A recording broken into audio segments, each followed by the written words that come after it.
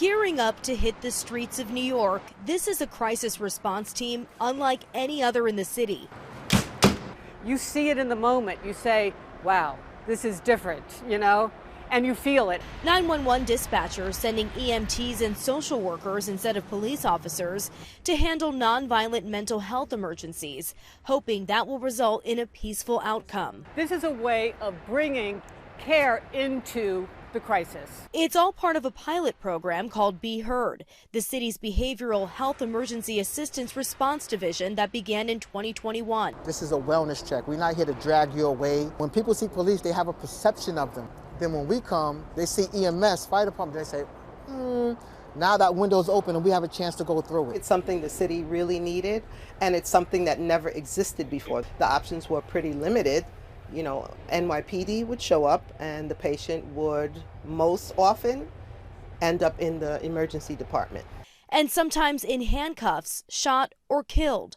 People with untreated mental illness are 16 times more likely to be killed by law enforcement. In Texas, Patrick Warren Jr. says he called 911 asking for a mental health checkup of his father. Then his dad was shot and killed by police right in front of him. And in California, the family of Angelo Quinto says he was depressed and having a mental health episode and died days after an officer allegedly put a knee on his neck, which police deny. Deaths involving law enforcement like these sparking calls for reform across the country. Cities like Portland, Oregon, and Denver, Colorado, just two of many that now have de-escalation programs in place. Many say this is a step in the right direction, but others are calling for more progress. Mental health advocate Jordan Rosenthal wants to see Be Heard teams include so-called peers, those with their own mental health diagnosis or experience with a mental health crisis. They need to be there because they know what it's like to be the person in having a crisis. And with only 22% of mental health 911 calls currently being routed to Be Heard, Rosenthal says it's not enough.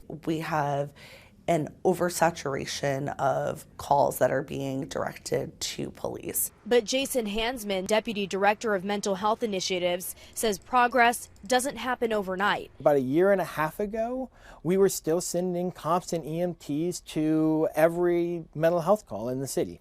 We've changed that where, we're responding to about a quarter of the calls, and this is something that's going to take time. Rena Roy, ABC News, New York. And here in Louisville, we have seen similar pilot programs put in place by LMPD and J-Town Police.